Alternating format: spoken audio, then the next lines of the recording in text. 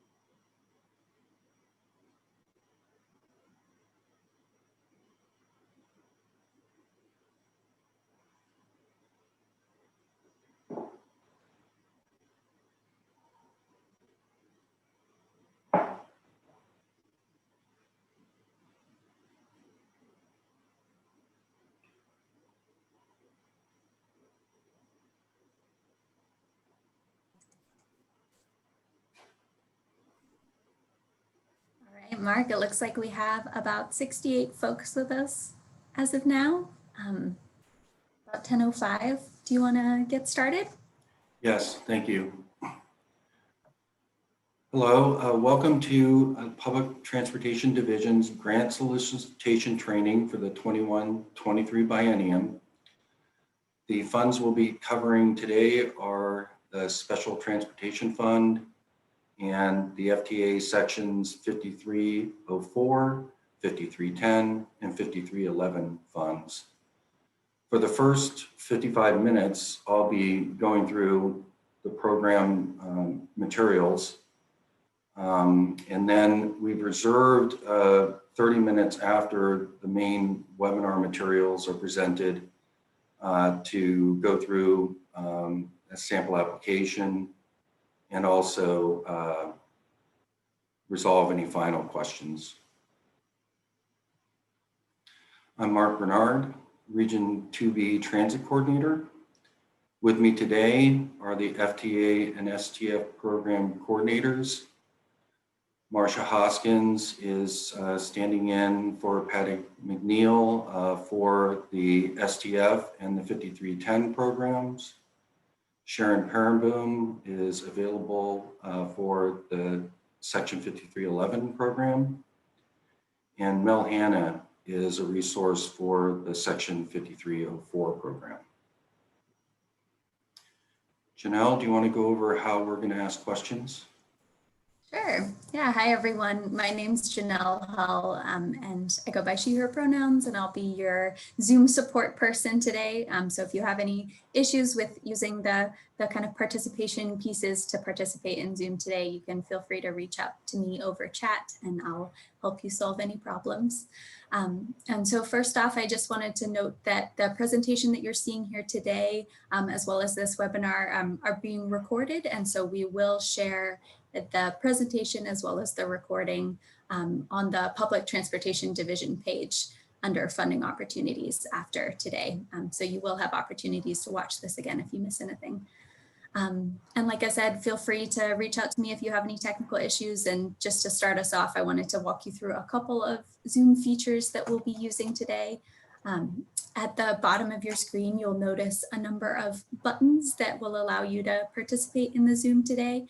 And on the left, you'll see a mute button. You may have noticed that throughout today's webinar, you are muted and you don't have access to video. And that's so we can reduce background noise and kind of get through the content that we want to share with you all today. But don't worry, we'll have lots of opportunities for you to share your questions and participate, just not over audio and video. You'll also notice that towards the center of your control panel, there's a Q&A button. And so that is the way that we will be taking questions today. So feel free to, as questions come up, you can submit them to the Q&A box, and our list of panelists here today will be able to see those questions and ultimately respond to them. And we will be responding to questions at specific times throughout this webinar after each section about each funding type. So you can feel free to submit your questions as they come up, but we will take a moment to pause at specific stops in the presentation. You'll also notice in the center of your screen is the chat box. So please don't submit questions to the chat box. We want to make sure we see them in the Q&A box, but you can use the chat to highlight any technical issues you're having with Zoom, to say hi to folks. So feel free to use the chat box for comments. And then, yeah, if we're trying to focus questions on questions of statewide relevance. And so we will choose questions in a certain order. So if we don't get to yours, we'll find a way for our folks to follow up with you individually and to talk with you more then. So that's it for me. Anything else you'd like to add, Mark? No, thank you. Thanks. So the agenda for today, we'll be talking about training objectives and then go into each of the funds, the SDF fund, and then the FDA sections 5304, 5310, and 5311 funds. After that presentation in the final half hour, there will be application tips offered, and we'll step through an application, and then we'll be able to cover next steps and final Q&A. I'm going to be moving through these slides fairly rapidly. There's a number of them, so let's go. Training objectives. So we want you to understand the program goals and eligibility for each of these funding opportunities. We want you to understand your agency responsibilities and the application processes, and then understand due dates and the level of accuracy that we'd like to see in applications, and then where to find additional resources to help you complete your applications. So, overview of the 21 to 23 solicitation. We'll be covering the applications in the last part of the webinar. We have the solicitation schedule laid out for you. I'm going to repeat the due dates for these applications. All these applications are due March 1st, 2021. And then we're going to go take a look at the Oregon Public Transportation Plan goals and introduce you to Gov Delivery if you haven't already been signed up. So the solicitation schedule, as I said, the applications are due to Public Transportation Division on March 1st, 2021. Those applications will be reviewed for completeness, and then the award recommendations will be announced in 2021 with April 2021. The Public Transportation Advisory Committee will make a recommendation to the Oregon Transportation Commission. And in May, the Oregon Transportation Commission will consider the PTAC recommendation and make funding decisions. Agreements will then be generated and distributed to transit providers for signature, with agreements coming into force on July 1st, 2021. The OPTP goals. So the OPTP goals for the 21-23 biennium, we're asking you to familiarize yourself with the OPTP goals in order to select the appropriate ones that apply to each of your projects that you're listing in your applications, particularly with respect to the Section 5304 program. And that focus is basically related to the evaluation criteria that were developed to assist the evaluation committee, application evaluation committee with their funding decisions.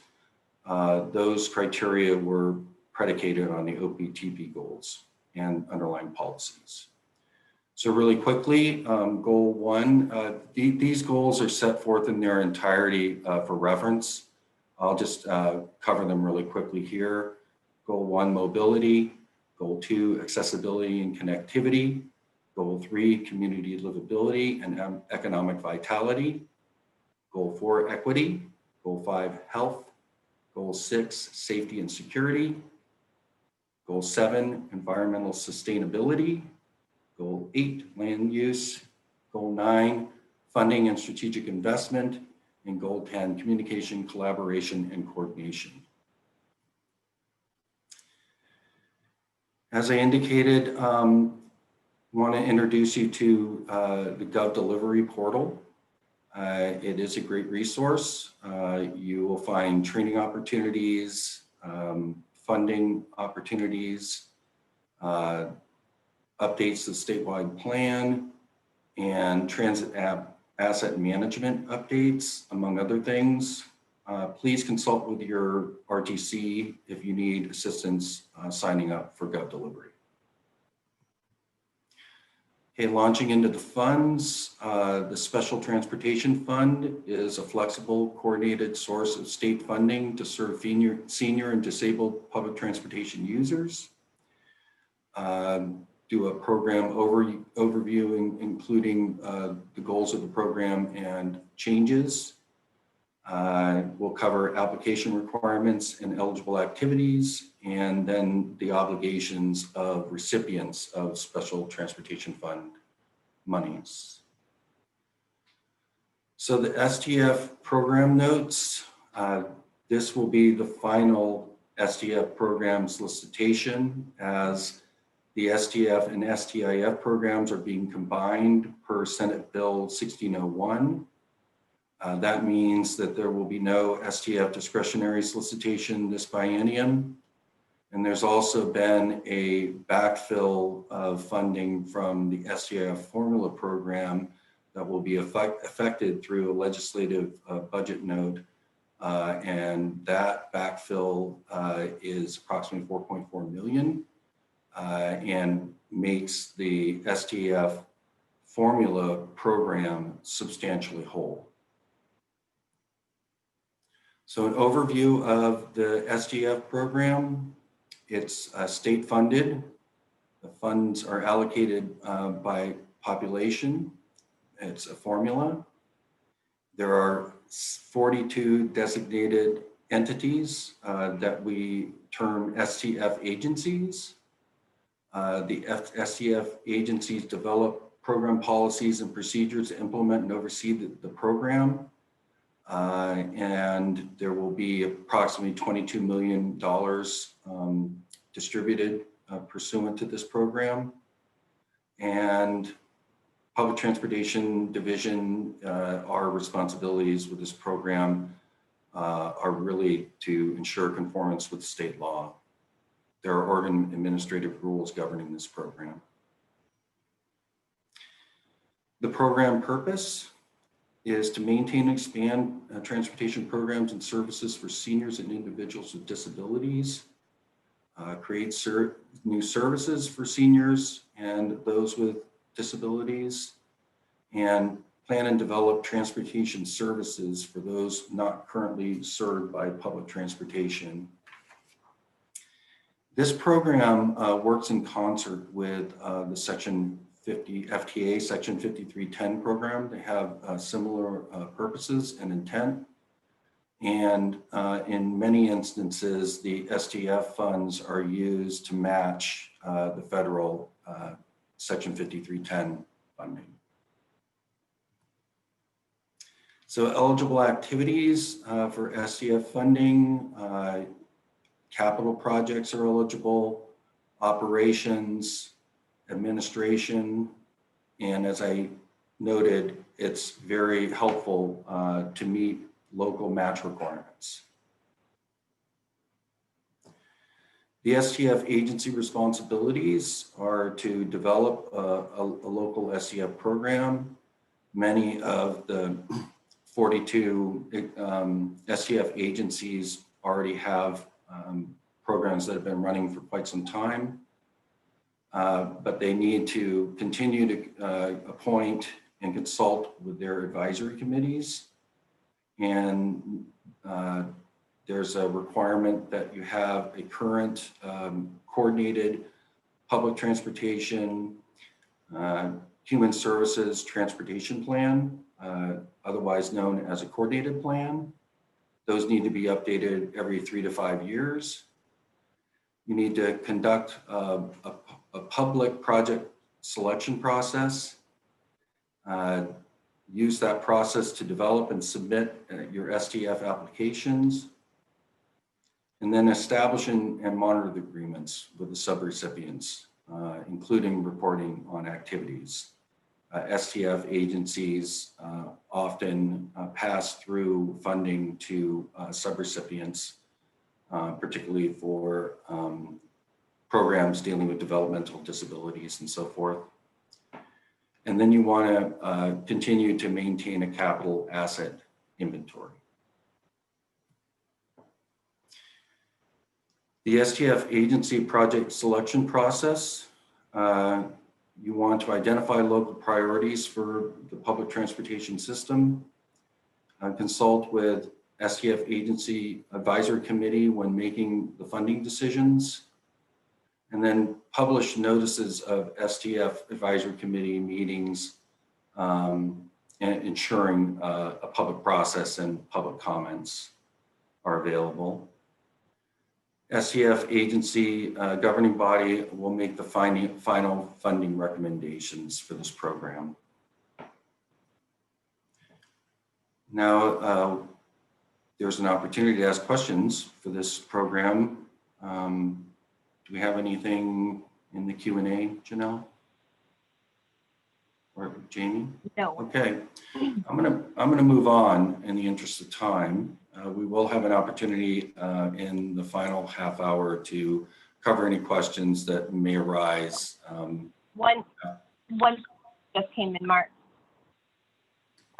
Please confirm those grants that will not be available due to COVID. Could you repeat that, please? Yeah. Please confirm those grants that will not be available due to COVID.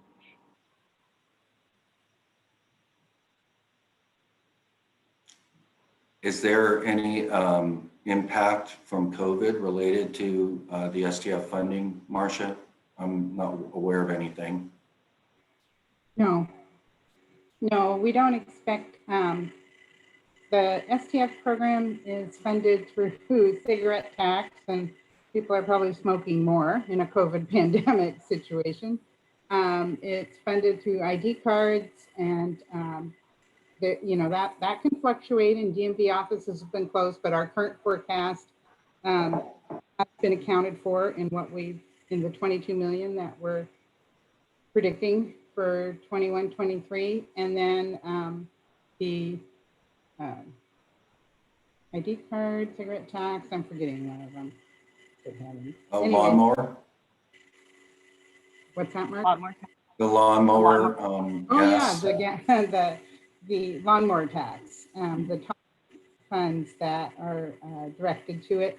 And then we used to have a general fund infusion, but that hasn't existed since 1921 biennium, but we are backfilling for the general fund we're assuming that the legislature will approve backfilling that amount from the STIF formula funds, which will make it whole. So we're predicting the same amount that folks had in 1921. Thank you for that. Go ahead. And another question is, are we required to publish the entire allocation in the solicitation? Oh, when you solicit for projects? I don't know that you have to publish any allocation. When you solicit for projects, it's mainly a call, but our solicitation materials are public information. So anyone who looks on our website will see what the allocation was for your given agency in total.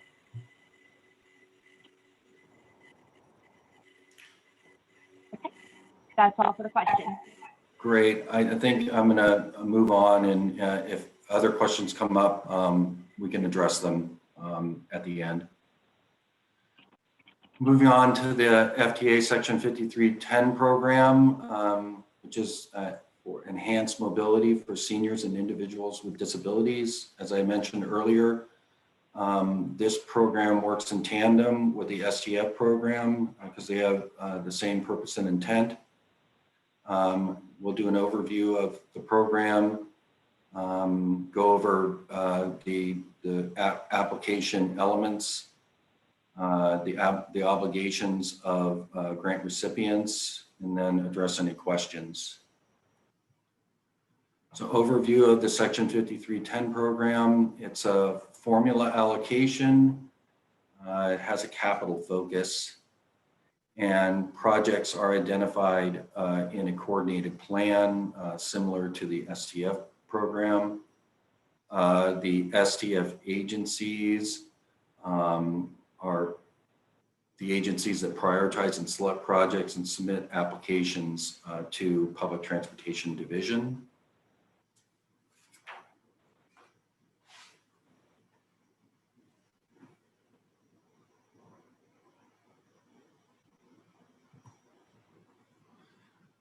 Continue on the overview. The small urban formula solicitation includes the FTA 5310 funding and Federal Highway Administration Surface Transportation Block Grant funding.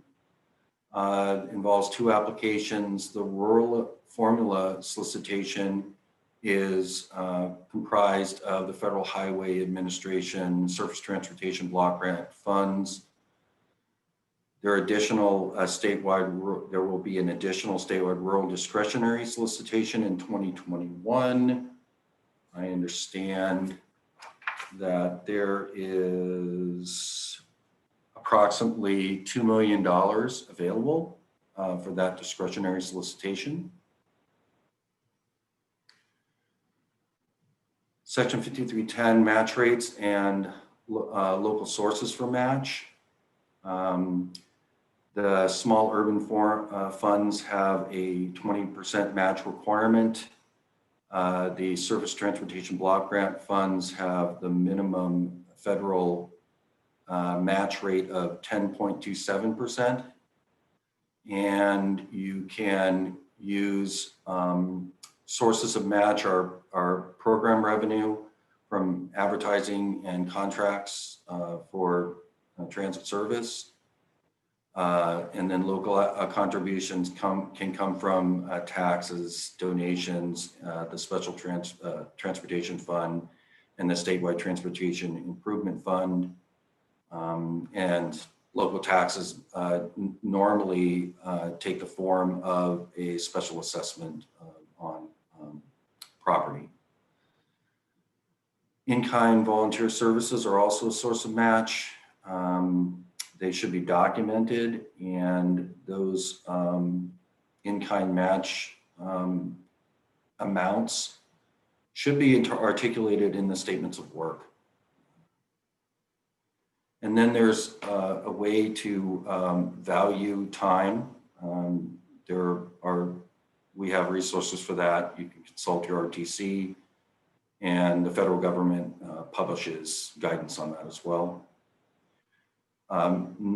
Local match that wouldn't be allowed would be, well, it's not local, other federal funds. You can't match federal funding opportunities with other federal funds. And then fare box revenue. Eligible projects under the Section 5310 program include vehicles, equipment and facilities, signs and shelters, preventative maintenance, purchase service, dispatch and asset management software, mobility management, and the administrative cost of managing capital purchases or facility projects. mobility management should include some kind of training on the use of transit. The purpose of the mobility management aspect of the Section 5310 program is to hopefully move transit ridership from a demand responsive service to a fixed route service, just for cost control purposes. And then the public involvement requirements for the Sdf agency. Again, this program works in tandem with the Special Transportation Fund. Need to appoint the advisory committee, adapt the coordinated plan. Those have to be updated every 3 to 5 years, you'll recall. Conduct public project selection processes. Develop and submit your application, and then establish and monitor agreements with your subrecipients, including reporting on activities. So the Stf agencies are responsible for the subrecipients in their geographies.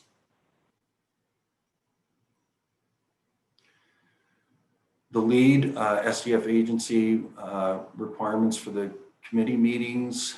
The committee members are public officials.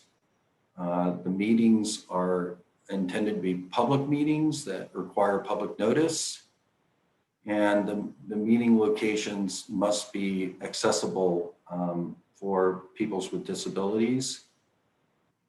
And then the public comment opportunity is required by virtue of it being a public meeting. And then there needs to be a protest procedure established by the Stf agency. Related obligations to the Section 5310 program. You're subject to federal procurement requirements. Those are very specific. Federal asset useful life requirements are also in play. That relates to preventative maintenance and your state of good repair of your fleet. And importantly, you're subject to federal civil rights requirements, and then alcohol and drug and alcohol testing for those buses that require CDL licenses to drive.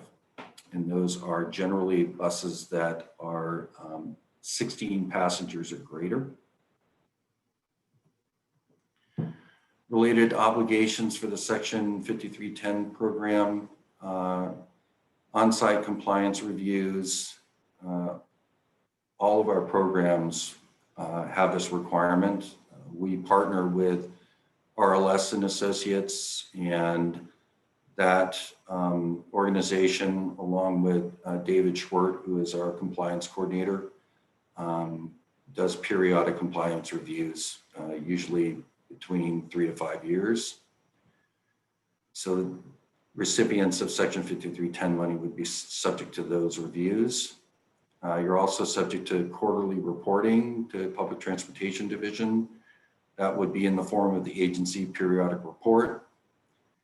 And then you're also in the transit asset management plan for the state and need to maintain that list of transit assets.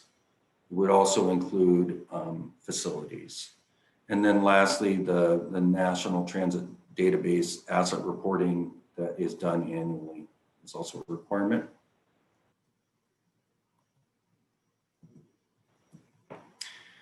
Section 5310, does anybody have any questions about this program? We do have a couple of questions. First question is there a requirement to advertise solicitation over media outlet or press release? Marcia can speak to this, but my understanding is the requirement for publication is noticing the meetings of the STF advisory committees. That is, Marcia, is there another public notice requirement I'm missing? No, it doesn't. The public notice requirement in the circulars, as well as in our state management plan, has recommendations and best practices, but it truly is what works best for your local community to get the word out. There's not like a detailed requirement like you must post it here and here and here. Particularly if you think with the way technology is changing, that's moving fast and furious. So, but there is a requirement that you do public notice. Again, I think they probably have avoided detailing because you have a wide range of local communities and different things work better for different communities. Okay. So specific to 5310, are there two provider applications for small urban? Because I guess DNOR is only finding one on the website. My understanding was that the Surface Transportation Block Grant was a separate application. Am I mistaken about that? You're correct. There's a different match rate on the flexed STBG funds. That gets a sliding scale match rate versus the federal appropriation small urban formalized amount that we are also including in this solicitation does not get the sliding scale match rate. So because there's different match rates, small urban providers or agencies need to submit 2 applications. Okay.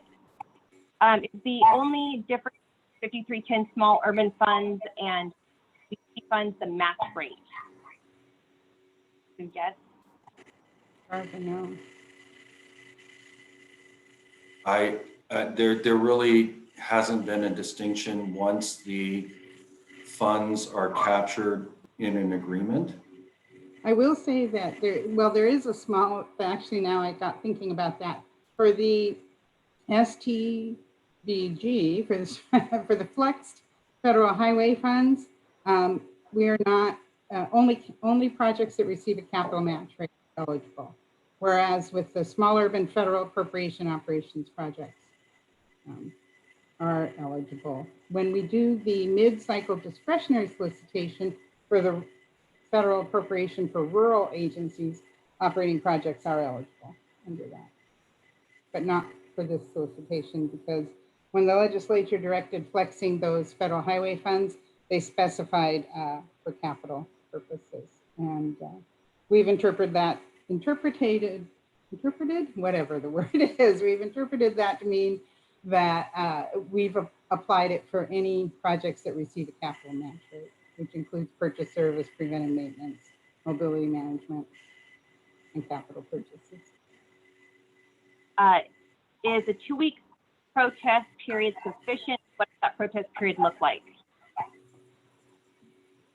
Again, probably best determined by your local community. But I think if 2 weeks, as long as it's published and known at the time when you make the awards, I think 2 weeks would be sufficient.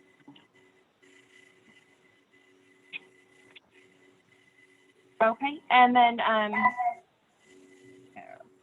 how do I submit 2 applications, all urban 50 funds, limit 1 application to you?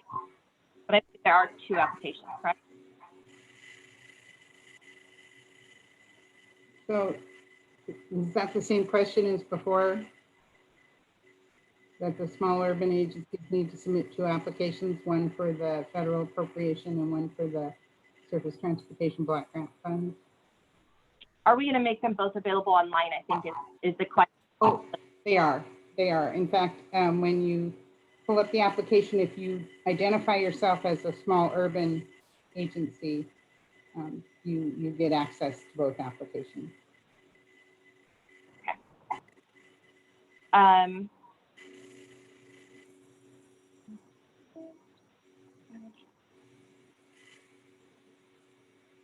Do we know when Stf discretionary grant apps have recommendation announcements? If we applied for a vehicle through this grant and received it, we'd likely apply through different grant opportunity. Yeah, you were cutting out, Jamie. Yeah. Oh, I'm sorry. Do we know when Stf discretionary grant apps will have recommendation or award announcements? For the Stf, STI Stf discretionary. Yeah, the Stf discretionary and statewide transit network grants, is that correct? That's the, Yes. yeah, those should be available in the spring. I'll check on that and put it in the chat. I've got to pull up the actual solicitation schedule. Okay. That is all for our questions right now. Thank you, Jamie. Okay, I'm going to move on to the Section 5311 program. This program is formula grants for rural areas and applies to rural areas containing populations fewer than 50,000. That's a threshold for small urban providers. I'll provide an overview of the program, go through the aspects of the application, eligible activities and local match requirements, obligations of the grant recipients, and then we'll have another opportunity to respond to questions. So overview of the Section 5311 program, the funds are allocated to subrecipients using a formula. There's a $100,000 base provided to all subrecipients. And then the formula is adjusted as to 60% by share of revenue miles statewide, and then 40% by share of passenger trips. And increases are limited to 110% of what was previously funded, and also is limited as to 95% of what was previously funded. This is intended to ensure consistency and stability of this funding source. There are 35 subrecipients statewide offering rural, local, and rural intercommunity services. One thing to note with this program, the Section 5311F, which is for intercommunity transit service, has been bundled with the SDAF discretionary and the SDAF intercommunity discretionary funding opportunities for this biennium. The allocation is biennial and the agreements are biennial. Again, these agreements would go live on July 1st, 2021. Eligible activities for the 5311 program. Capital activities receive the minimum 10.27% federal match rate treatment. And that is for vehicles, equipment, facilities, signs and shelters, preventative maintenance, dispatch and asset management software, and mobility management. Operating activities receive basically a sliding scale match rate with the local match being nearly 44%. Those operating funds can be used to direct service expenses, including driver and dispatcher salaries, maintenance and repair of buses, fuel, oil, and other parts and supplies, and then purchased or contracted services. Other eligible activities for the Section 5311 program include planning. Those activities also receive the minimum federal match rate treatment. Those planning activities can include technical studies, transportation plan or program development, project planning, engineering and design work for capital projects. And then project administration also receives that 10.27% federal match rate treatment.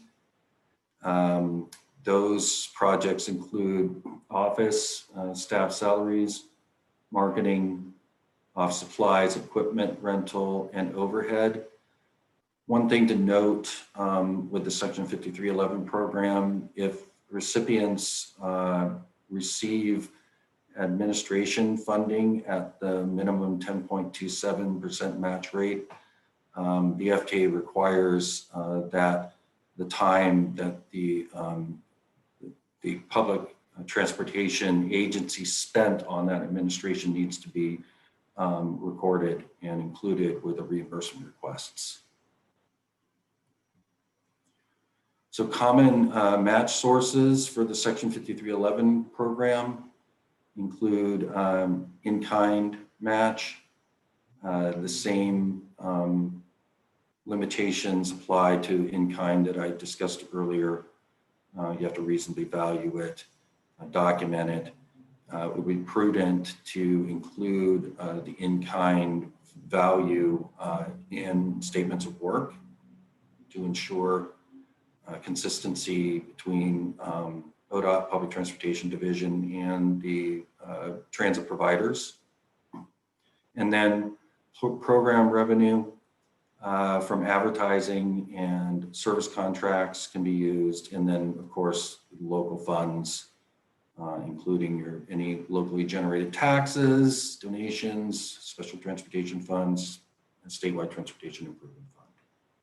And then match that would not be allowed includes fare box revenue and of course other federal funding. Obligations of grant recipients of Section 5311 funding. Federal procurement and preventative maintenance requirements must be met.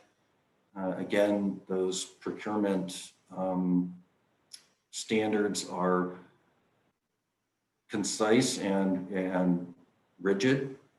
It's prudent to work with your RTC and the capital programs coordinator, Paddock McNeil, when doing procurements.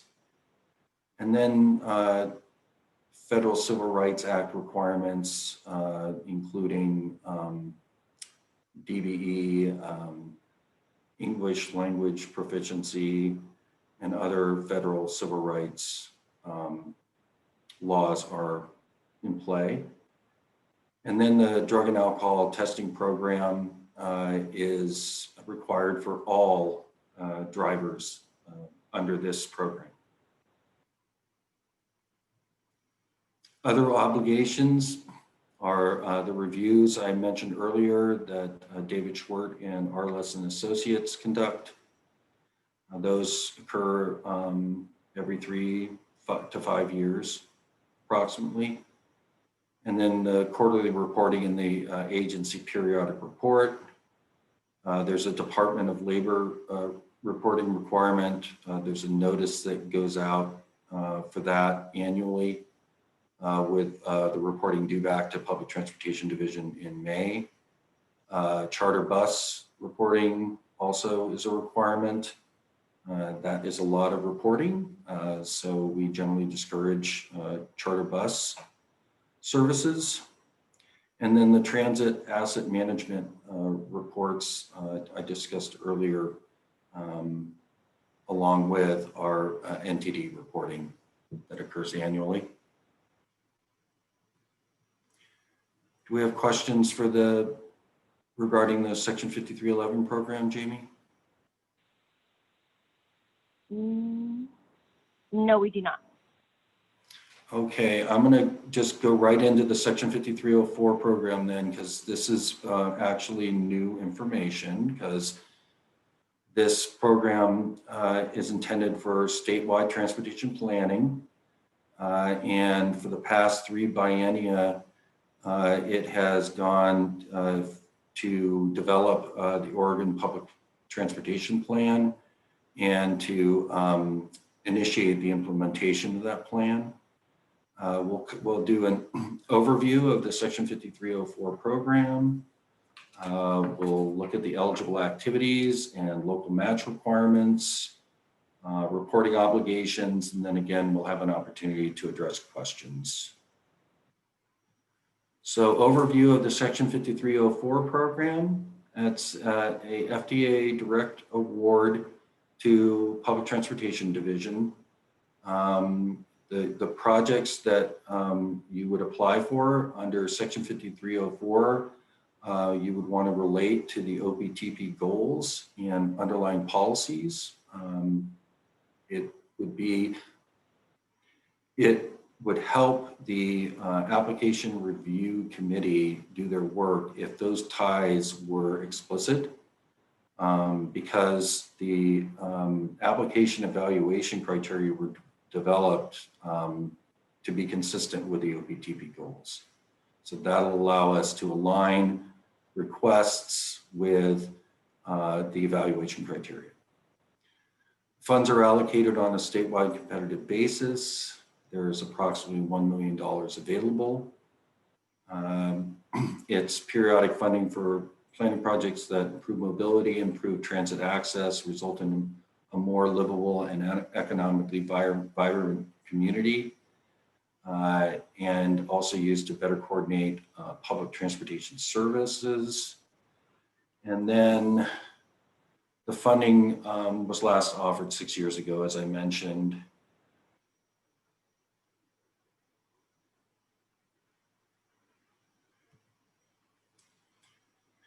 So eligible projects under the Section 5304 program, transit planning. There's a 20% local match rate for those planning activities.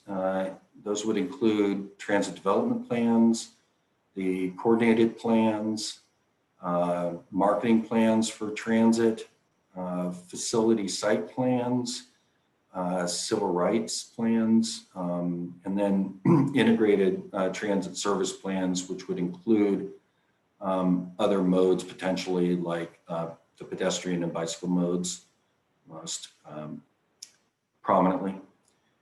And then related planning activities can be for transit access, service implementation of other transit planning initiatives, and then survey work and NEPA compliance for capital projects.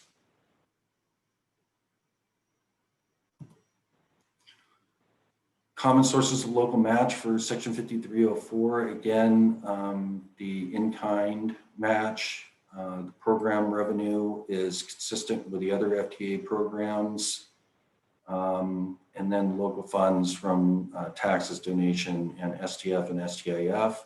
Again, fare box revenue and other federal funding is not an eligible source of match for Section 5304.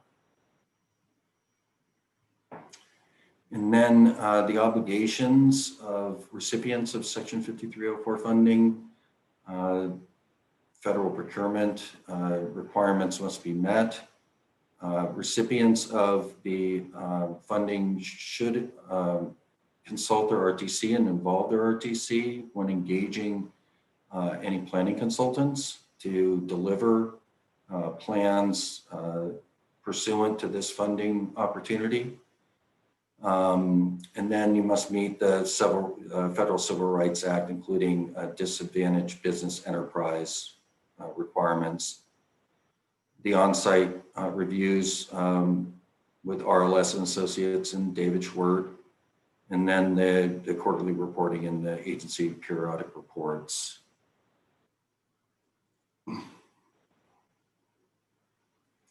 So just a little note about the Section 5304 program. FTA sections 5303 and 5304 are similar in their purpose and intent. And the Section 5303 funding, which is directed to the urbanized areas, greatly exceeds the statewide Section 5304 funding.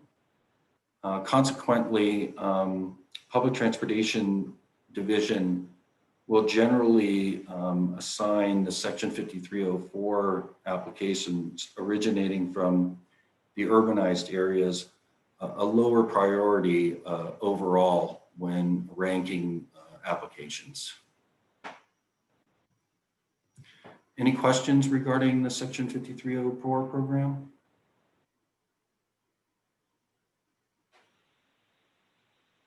There is a couple of questions. Are the percentage splits that are available between operating, admin, preventative maintenance predetermined or flexible? Is that for 5304 or for 5311? That sounds like a Yeah, 5311. that sounds like. It may have come in a little bit late. Okay, we can talk about 5311 then. Can you 5311. repeat the question, It's a please, Jamie? 5311 question. Are the percentage splits that are available between operating, So admin, Sharon's available. and preventative maintenance predetermined or flexible? Sharon? Um, Sharon, and it's flexible. Thanks, Sharon.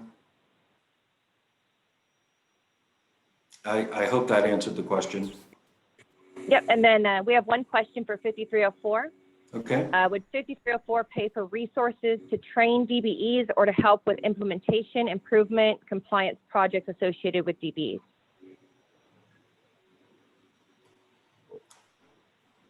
I'm going to rely on Mel for that one. Jamie, it would play for the planning, not the I do not believe the implementation. Will you correct me if I'm incorrect, Marcia? And did the question specifically ask if it would pay for the implementation? The project associated with the DBE, and would it include a contractor or temporary grant funded position to handle the DBE? It's in the chat box.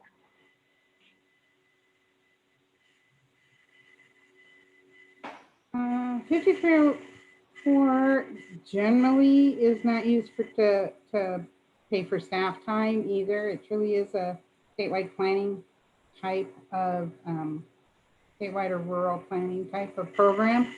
I think if you know, I don't know what to say. I don't know that staff time is absolutely not eligible. You very much have to frame it as this staff is going to be doing the planning, right? That's why I'm bringing them on, not the implementation piece.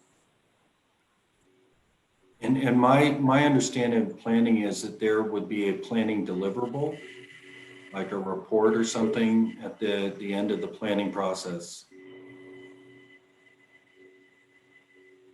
That's all for questions. Did that answer the question, Jamie? Do you know? I believe so. I can follow up. There is one more 5304 question. I think it is asking if in-kind is allowed as match for 5304 FTA 5304. It is. In-kind is definitely an eligible match source.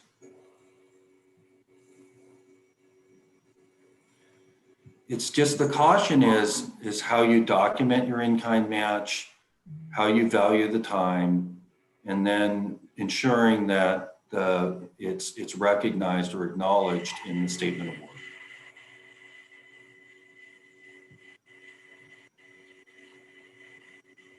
If that's all questions for 5304, we can proceed to the latter part of the webinar. This concludes basically the bulk of the subject matter that we wanted to present today. The following slides are basically to get familiar with the application environment and just, you know, find out about next steps and so forth. So I'm going to move on to that part of the webinar if I hear no objections. Moving on. So the application, with these applications, there was a concerted effort on the part of Public Transportation Division staff to make the kind of application environment, the look and feel of these applications similar And that is to ease the burden for transit providers who are making multiple applications under these programs. It'll be pretty familiar. Once you fill out one, you can go to the next application cognito form, and will already be familiar with the environment, hopefully. And then we were going to do a demonstration, walk through an application. I was relying on Brian Roth, our forms developer, to help with that activity. And hopefully Brian will be available to walk us through an application form. And then we'll have hopefully a little time at the very end for any last questions. So application tips, the questions carefully and provide complete answers. Give detailed responses supported by data. This is particularly important when describing the project description part. It's really helpful to tie your request to some kind of data-driven need. Increase ridership by 20%, increase revenue miles by 300, whatever the measure is. It's really helpful to for the evaluation committee to get a tie-in to the measure in the project description. And then don't leave any of the fields blank, and always consult your RTC when you have questions. So with the project need, you want to describe who, what, when, where, and why, and how you're going to deliver these projects. It's sort of the maxims of journalism. And if you're able to describe all of those elements, you probably have a thorough project description when you're finished. In that, you'll want to define the need, demonstrate coordination with your existing transit networks, know the financial need for the project, and then provide a solid budget in the budget tables. The budget tables in these applications is one of the areas that we tried to conform to make it easier on applicants filling out multiple applications for the coming biennium. And then again, where to the extent possible, and definitely for the Section 5304 program, tie the need to your Optp goals. And then some important impacts from the project delivery would be better connectivity, and that includes at the statewide transit network level. Any economic development opportunities that may arise by virtue of transit asset improvements. Expansion of service, definitely want to note that. And then, are you addressing the target audience with your application? So ensuring that the program that you are articulating is consistent with the eligibility and the funding requirements for the funding opportunity that you're pursuing. Now we have a couple of application links that we can select. This is where I was hoping Brian would come in and walk us through an application. Janelle, are you seeing Brian available? Yes, I am. I believe Brian is joining audio. Brian, can we hear you?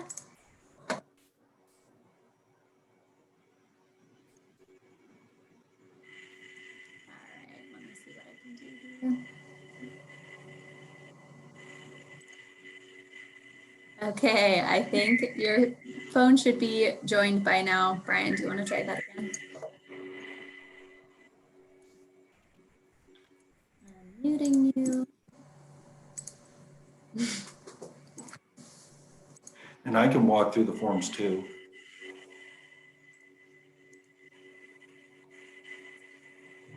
And Brian, I see that your phone number is showing, but it's showing that it's muted. Do you have the ability to unmute it?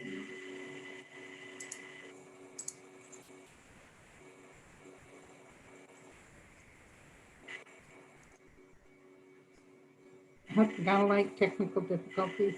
Yeah, I might just dive in, Janelle, if it's okay. Yeah. And I'm going to select the 5304 application because this is a new solicitation. At least it hasn't been offered in the recent past. So I'm going to shoot for this and just try and explore some of the elements of the form here. So, I mean, the applicant information should be pretty straightforward. And then there are these risk assessment questions that are standard for all of the solicitations. And these are all, I'm sure, responses that many of you have made multiple times in the past. So this section shouldn't be too challenging. So project title and purpose, this is where you'd want to be as specific as possible and include potential outcomes of the project. Hey, Mark. Yeah. I think you're still sharing your PowerPoint. So if you stop screen share and restart, we should see the application. Okay. Thanks to folks for pointing that out. Yes, and then I'll drop the PowerPoint. Let's see if I can do this real quick.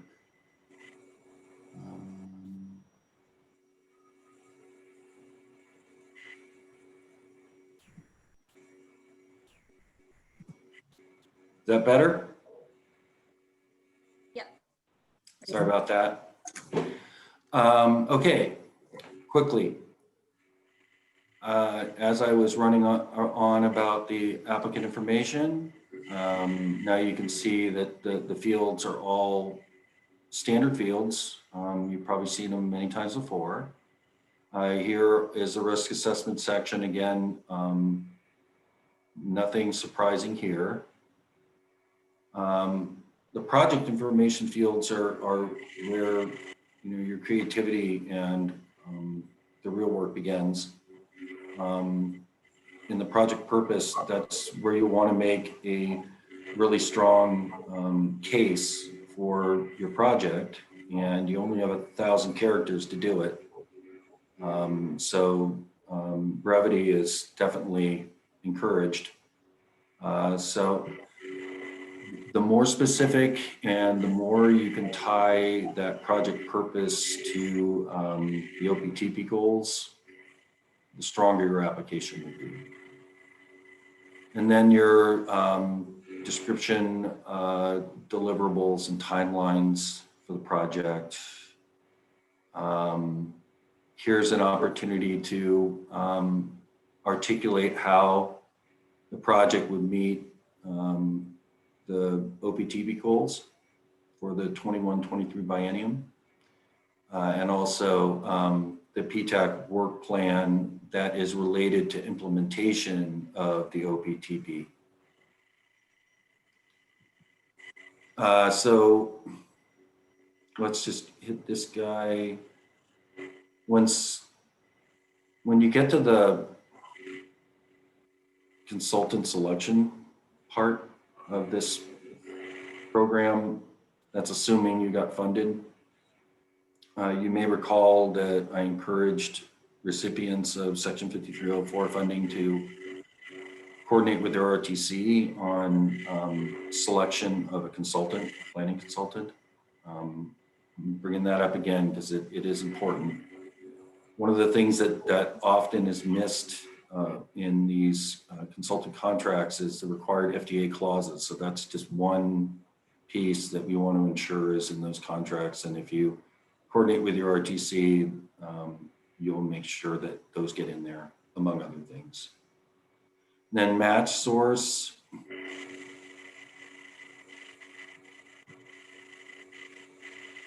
And then the budget tables. Just fill out values and so forth. And if you have other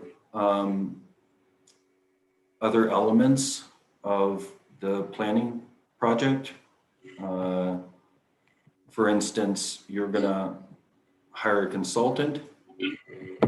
Well, you know, part of what you want to articulate in your grant is the administrative overhead of consultant selection and consultant management. So there's an example of wanting to have more than one task articulated in your project for a Section 5304 application. And then there's an opportunity to add other information to help the review committee make selections of these projects. So this is a fairly straightforward application. And I'm going to go back into the PowerPoint. If people are interested, do you want me to open up the Section 5310 application too? It's very similar, except the Section 5310 application is probably the most complicated one due to there being small urban and rural and other subrecipients, a lot more elements to that program. And I'm happy to do that, but in the interest of time, we may skip that. Do we have anything in the chat or in the Q&A indicating what direction folks want to go? Not so far. So folks, feel free to submit your questions. And I believe Brian's audio is up and running. So if you have any questions, Brian can also pipe in. Cool. And Brian, there's an opportunity also to add anything I missed if you heard my spiel on this. No, I think you pretty well covered it. All right, awesome. So, let's see.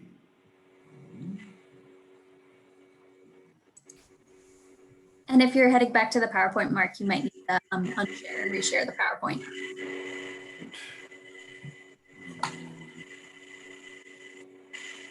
There is one question. If we're set up for the 10% de minimis rate, do we include that in the budget and where?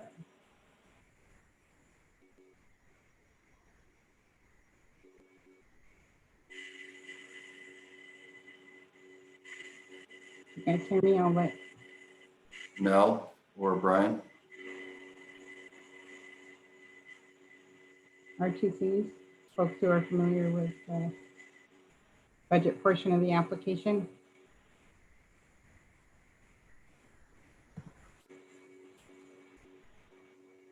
John, I've never filled out an application. That's why I'm being quiet about it. And you know what, I want to make, Brian, will you chime in on this one? Is there, under the budget section, Brian, is there, I know that under the budget section, you can type in your own stuff. It does not have to be what is actually in the drop down.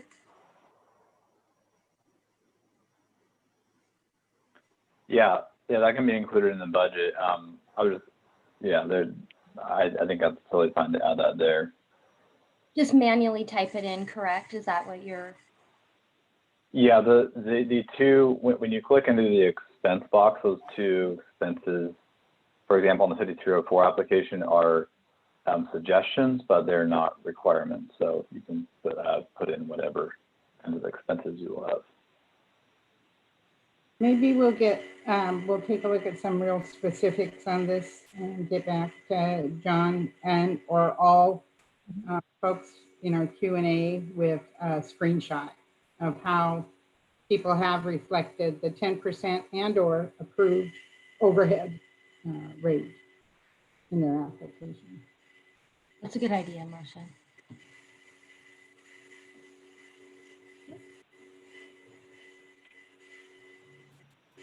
Any other questions that have come in? Not Okay, yet. I'm gonna try and make the move back to the PowerPoint here.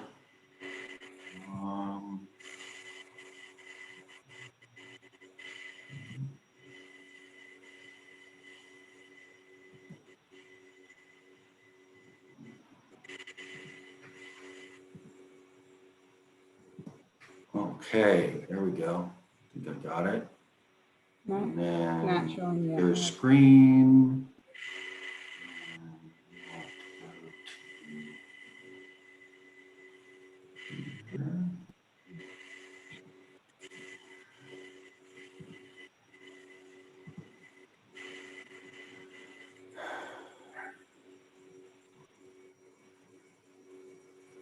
You guys seen the PowerPoint?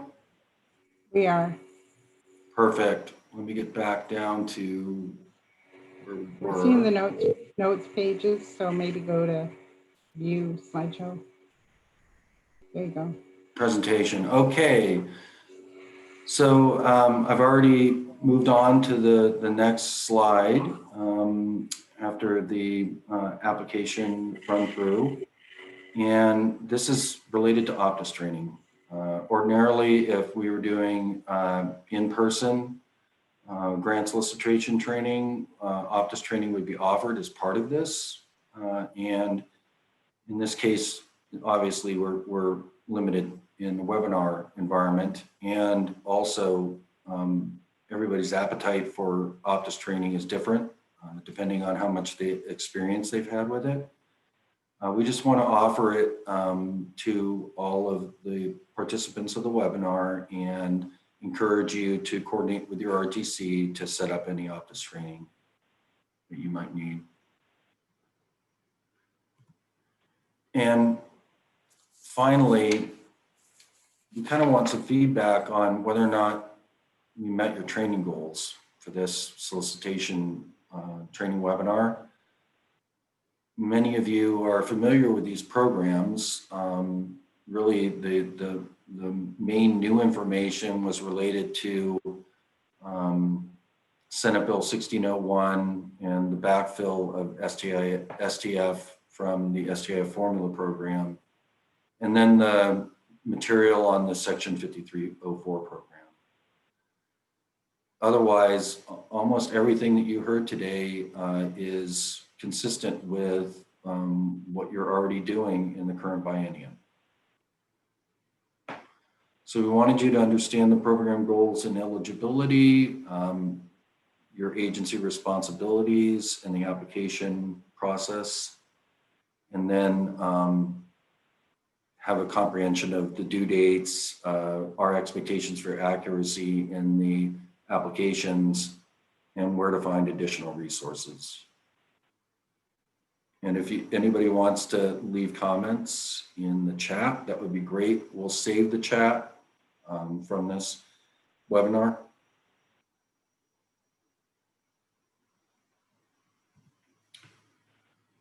Next steps. Transit providers will conduct local project solicitation and selection processes. That is mostly going to be related to the Section 5310 and the SDF programs. Continue to consult with your RTC, and then make sure to review thoroughly the solicitation materials and documents posted on the Public Transportation Division Funding Opportunities webpage. And I'm going to open it up to final questions before we end the webinar. A question just came in that says, I thought drug and alcohol policy was required for 5311. It is. That was mentioned in the slide. And that is not tied to having a CDL. So for 5311, drug and alcohol testing is required for all bus drivers, all people in safety sensitive positions. Okay. No new questions. Okay, well, I want to thank everybody for attending the webinar. There are more resources and training opportunities available through your RTCs. Stay in touch with them, and we'll look forward to seeing your applications on March the 1st, 2021. Thank you very much.